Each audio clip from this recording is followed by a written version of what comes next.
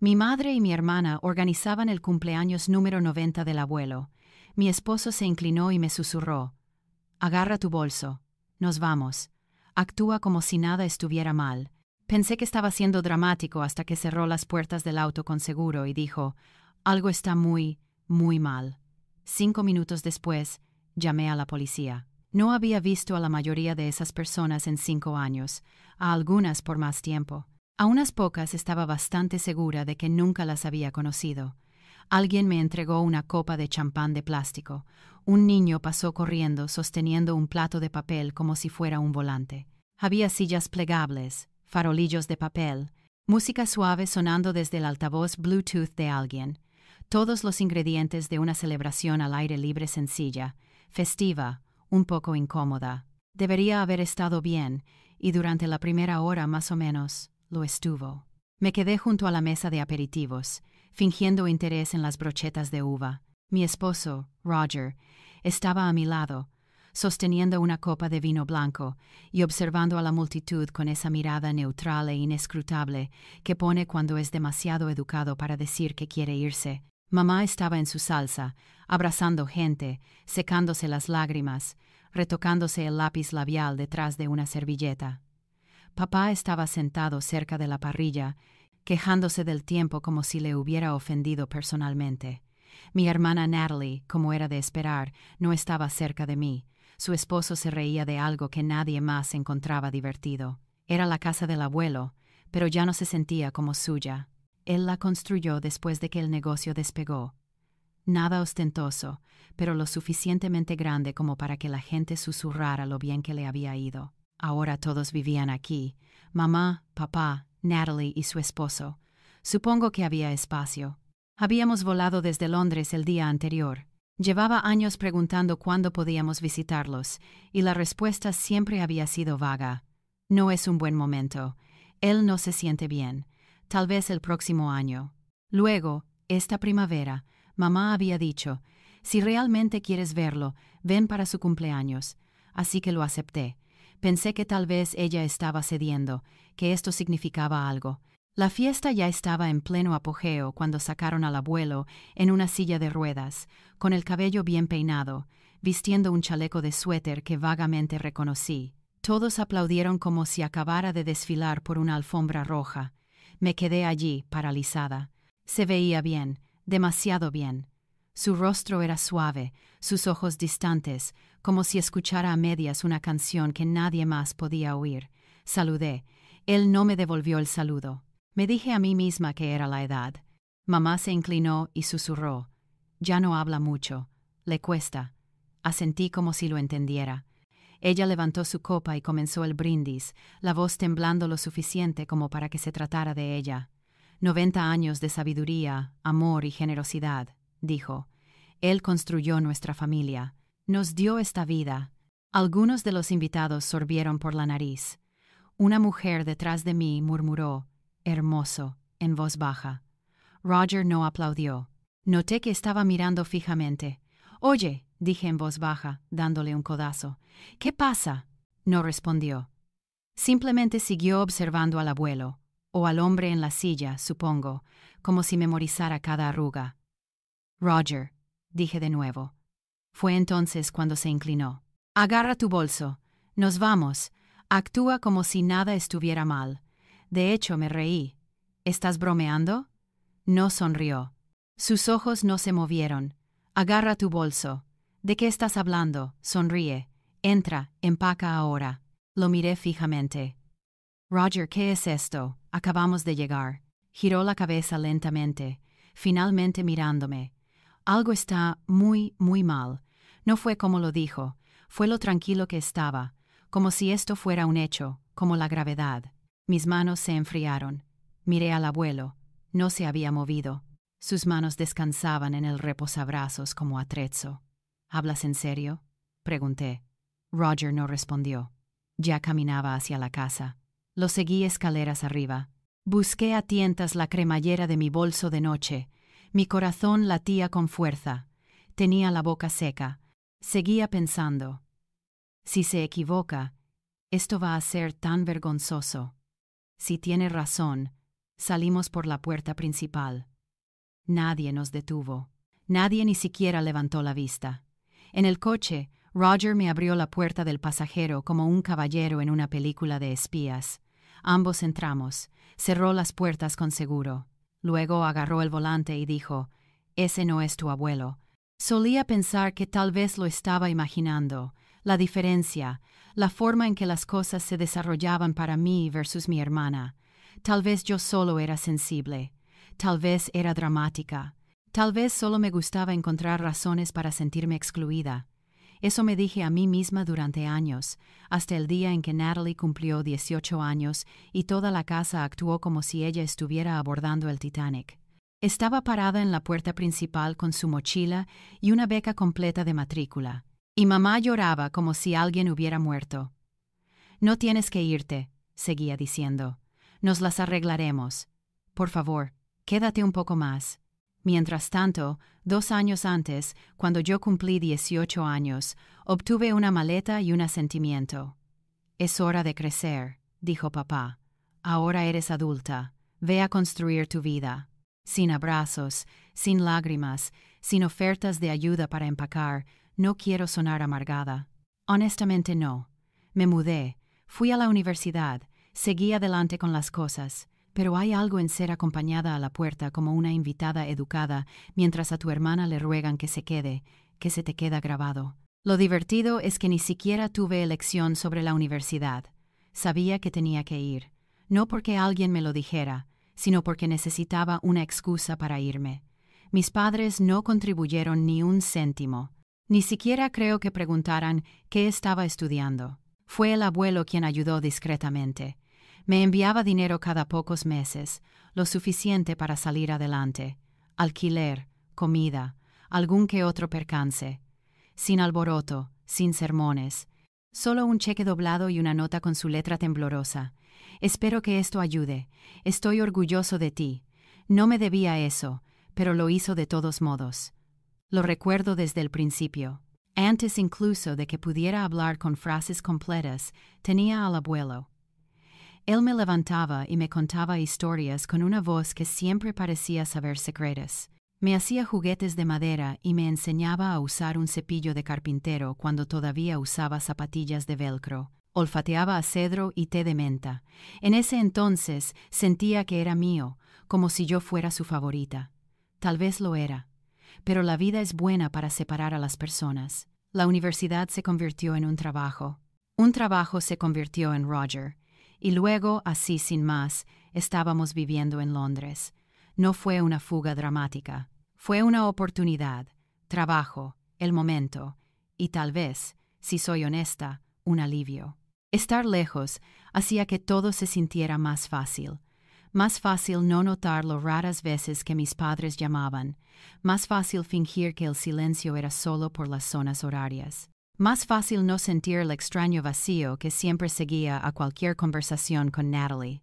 Por muy amistosa que pareciera, nos mantuvimos en contacto. Más o menos. Correos electrónicos navideños. Alguna que otra videollamada por Zoom. La última conversación real que tuve con el abuelo fue en una de esas. Una videollamada. Se veía mayor, pero aún lúcido. Me preguntó sobre mi trabajo. Yo le pregunté sobre su jardín. Bromeó sobre las ardillas que le robaban todos los tomates. Eso fue hace 3 años. Después de eso, las cosas se calmaron. Le había pedido hablar con él, y mamá decía que estaba durmiendo, o que no se sentía bien, o que estaba demasiado cansado. Finalmente, dejó de responder por completo. Me dije a mí misma que era normal.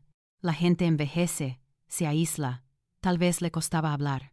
Pero algo de eso nunca me pareció bien. Así que no insistí.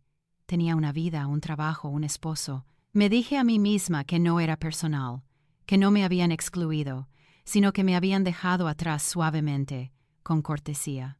Y entonces, de repente, llegó la invitación de cumpleaños, o más bien, el permiso. Si realmente quieres verlo, me había dicho mamá por teléfono. Ven para su cumpleaños número 90. No dudé. Reservé los vuelos esa noche. Pensé que significaba algo. Pensé que tal vez este era el momento en que las cosas cambiaban, que tal vez me estaban dejando volver a entrar. En cambio, entré en una fiesta donde no conocía a nadie. Me paré en un césped que no me resultaba familiar y me di cuenta de que, en algún momento, todo este lugar dejó de ser mío, si alguna vez lo fue. Ahora todos vivían aquí. Mamá, papá, Natalie, su esposo, habían absorbido la casa como una extensión natural de su cercanía, su verdadera familia. Yo solo era la visita, la forastera. Seguí diciéndome a mí misma que estaba en mi cabeza, que estaba proyectando, que estaba siendo dramática de nuevo. Pero entonces Roger se inclinó y dijo, «Agarra tu bolso». Y nada se sintió imaginario ya. Nos sentamos en el coche como si acabáramos de cometer un crimen, o tal vez como si acabáramos de escapar de uno. Todavía no podía notar la diferencia. Roger aferraba el volante como si esperara que lo mordiera. Sus nudillos estaban blancos. Yo todavía estaba congelada a mitad de abrocharme el cinturón de seguridad, como si no lo abrochara del todo. Nada de esto sería real. ¿Qué quieres decir con que no es él? Él no me miró. Quiero decir que no es tu abuelo. ¿De qué estás hablando? Lo digo en serio, dijo. Tranquilo, pero no amable. Ese hombre en la silla de ruedas, ese no es él. Lo miré como si hubiera sugerido que el pastel estaba hecho de uranio. ¿Crees que alguien qué? Se puso una máscara, como un villano de Scooby-Doo. No es una máscara. Sus orejas son diferentes. Parpadeé. ¿Sus orejas? Roger finalmente me miró. No lo entiendes.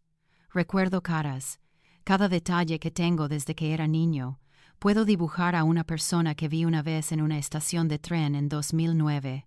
No olvido caras ni orejas. Ese no es tu abuelo. Y así, de repente, mi estómago se hizo agua. Quería reír. No la risa de jaja, la risa de desmoronarse, aguda, de resbalar por un acantilado. Me llevé la mano a la cara. Mi cerebro intentó razonar. ¿Pero qué más podría ser? ¿Quién más podría ser? Roger volvió a mirar la casa. ¿Tu tío? ¿Qué? ¿No dijiste que se parecía mucho a tu abuelo cuando era más joven? Sí, lo había dicho. Se parecía. Pero eso fue hace años. Y además, mi tío, él no estaba por ahí, ¿verdad? No había estado en la fiesta. No había dicho una palabra. Además, oh Dios mío, susurré. Llevaba gafas y barba, probablemente maquillaje. No era exagerado, pero lo suficiente. Y te digo que esas orejas, de forma diferente, ni siquiera se acercan. Roger, lo sé, dijo.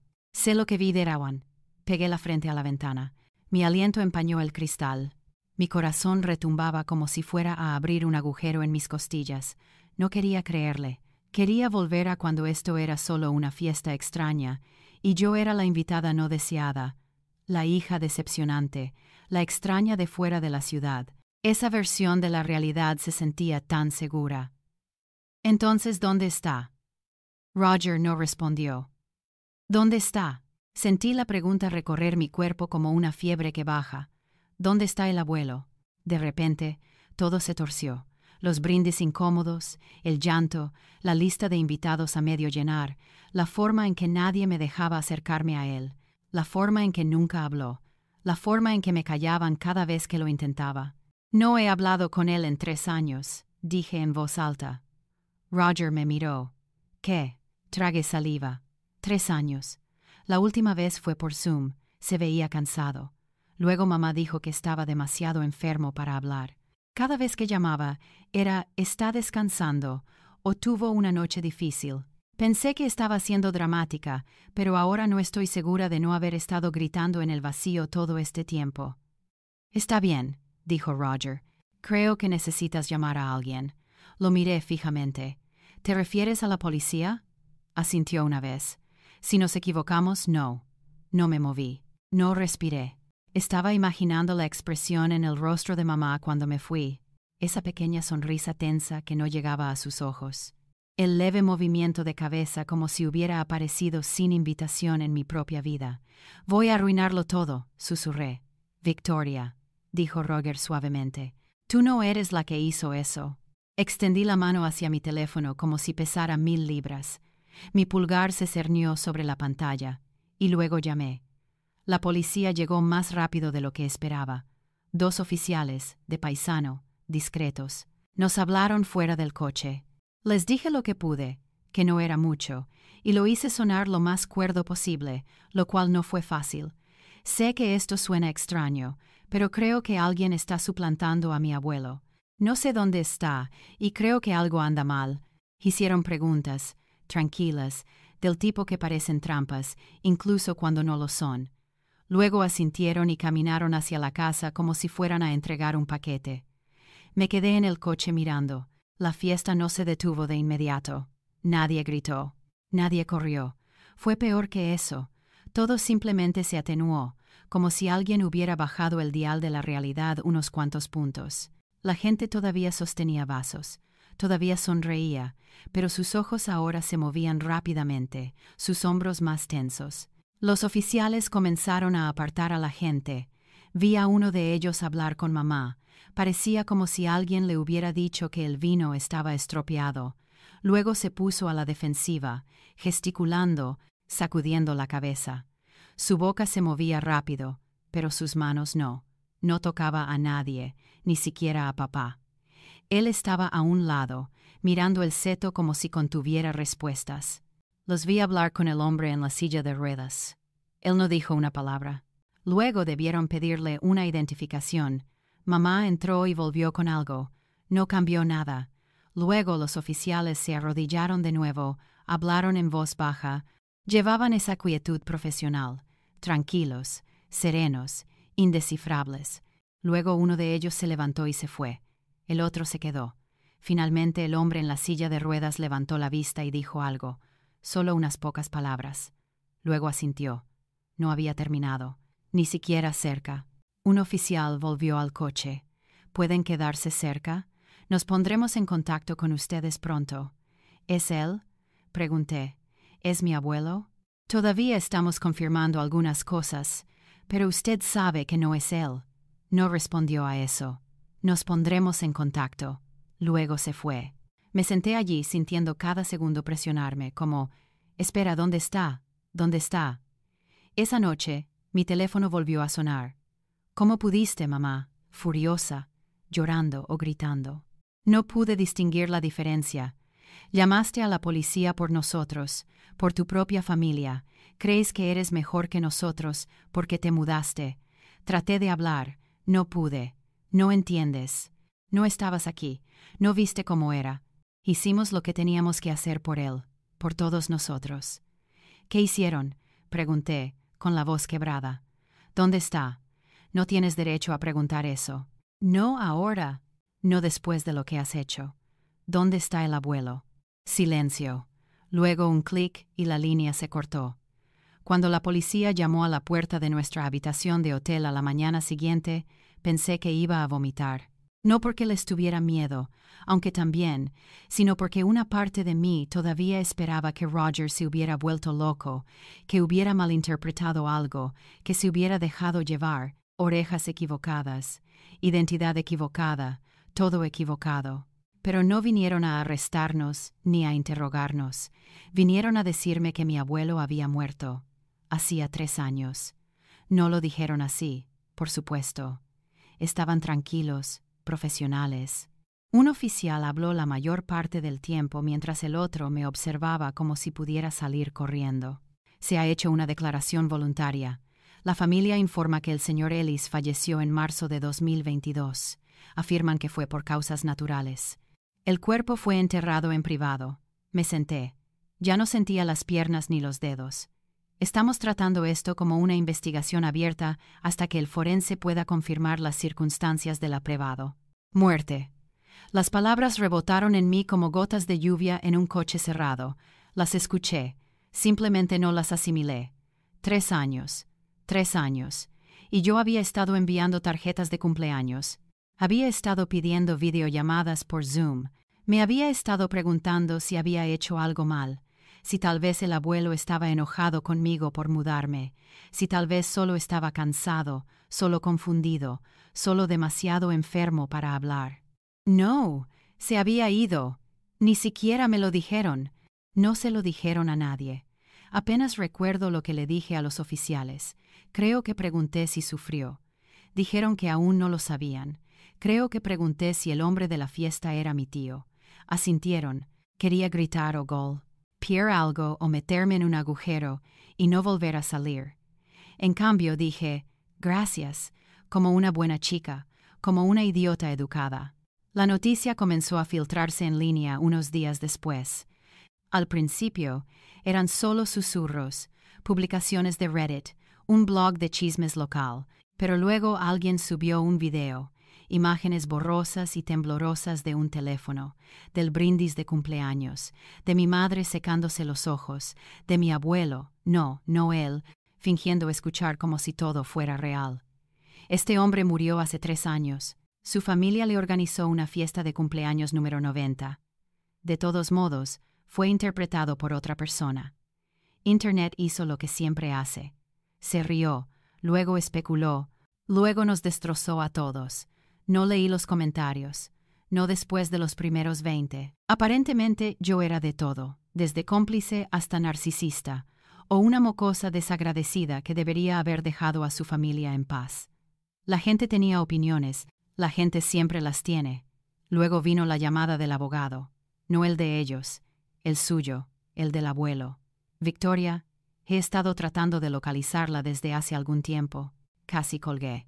Su abuelo le dejó su patrimonio a usted, la casa, los activos del negocio, el resto del fideicomiso, todo. Miré el suelo, la estúpida línea de lechada en el azulejo de la cocina que nunca encajaba del todo. Se me secó la garganta. Esto no era un secreto, añadió suavemente. Se lo dijo a su madre, a su hermana, hace años. Y de repente las piezas encajaron. Las mentiras, el secretismo, las fiestas falsas, el hombre en la silla de ruedas. No solo habían estado ocultando su muerte, lo habían estado ocultando de mí porque si él estaba muerto, el patrimonio era mío. Y si yo no lo sabía, podrían seguir viviendo en su casa, seguir usando su dinero, seguir fingiendo que yo no existía. Llamé a mi madre. No sabía lo que quería. Respuestas, tal vez. Atendió al segundo timbrazo. ¿Cómo te atreves? Su voz temblaba de furia, no de dolor, no de vergüenza, de rabia. Llamaste a la policía por tu propia familia, nos humillaste, no tienes idea de lo que has hecho. Intenté hablar. Ella no me dejó. No estabas aquí, no sabes cómo era. Te fuiste. Renunciaste a esta familia, y ahora apareces y actúas como una heroína. ¿Dónde está? Interrumpí. Silencio. ¿Qué le pasó? ¿Qué hicieron con su cuerpo? No tienes derecho a preguntar eso, dijo con frialdad. No estuviste allí. Pregunté todos los años, dije. Mentiste. Cada vez que lo protegíamos, te protegíamos a ti. Él no quería que se hiciera un gran alboroto por su muerte. Quería paz. Me reí. Realmente me reí. Salió quebrada y amarga, como algo roto bajo presión. No lo protegiste, lo saqueaste. Fue entonces cuando colgó. Pasaron semanas. La investigación avanzó lentamente, luego más rápido. Hubo declaraciones, entrevistas, citaciones. Finalmente, el forense confirmó lo que mi familia había afirmado. Causas naturales. Mi abuelo había muerto mientras dormía. Sin traumatismos, sin envenenamiento, sin violencia, solo el final tranquilo de un anciano. Lloré por primera vez desde la visita de la policía porque, finalmente, pude llorar por él sin dudar. Pero todavía quedaba el fraude, la suplantación, el dinero. Se presentaron cargos, no reportar una muerte, retener información, acceder ilegalmente a fondos, suplantación de identidad. No obtuvieron prisión, obtuvieron libertad condicional. Condicional, monitoreada, entregada con severidad. Si volvían a resbalar, irían directamente a la cárcel. Mi tío, el actor, enfrentó sus propios cargos, pero cooperó. Eso pareció ayudar. Obtuvo libertad condicional como el resto de ellos. Y yo obtuve la casa, toda la propiedad, los activos. No era extravagantemente salvaje. No a nivel de multimillonario, pero era mucho, lo suficiente como para explicar por qué habían fingido durante tanto tiempo. No los eché. Los tribunales lo hicieron. Se mudaron en silencio, sin disculpas, sin contacto visual. Mi madre dejó una nota en el mostrador de la cocina. Decía, «Siempre fuiste buena para tomar lo que no te ganaste». La quemé en el fregadero. La primera noche que pasé allí sola, solo de visita antes de regresar a Londres, me senté en la silla del abuelo. Abrí una botella de vino. Puse los pies en la mesa. El lugar estaba tranquilo. Todavía olía a cera para madera. Ya no me sentía triunfante, ni reivindicada, ni siquiera enojada. Me sentí respetada, y por una vez en mi vida, no me sentí como una extraña. No he hablado con mis padres desde entonces, ni con mi hermana, ni siquiera un mensaje de texto. A veces me pregunto si fui demasiado lejos. Otras veces me pregunto si no fui lo suficientemente lejos. Déjame saber lo que piensas. Y si quieres más historias como esta, suscríbete y activa la campana.